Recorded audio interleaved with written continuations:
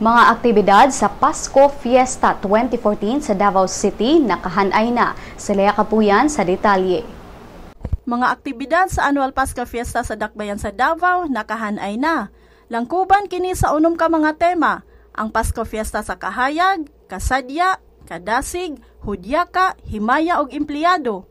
Ubos sa Pasko Fiesta sa kahayag, ang showcase sa craft sama sa Danag Davao, Lamdag Parada, Parulan ug Paskong Kahoy.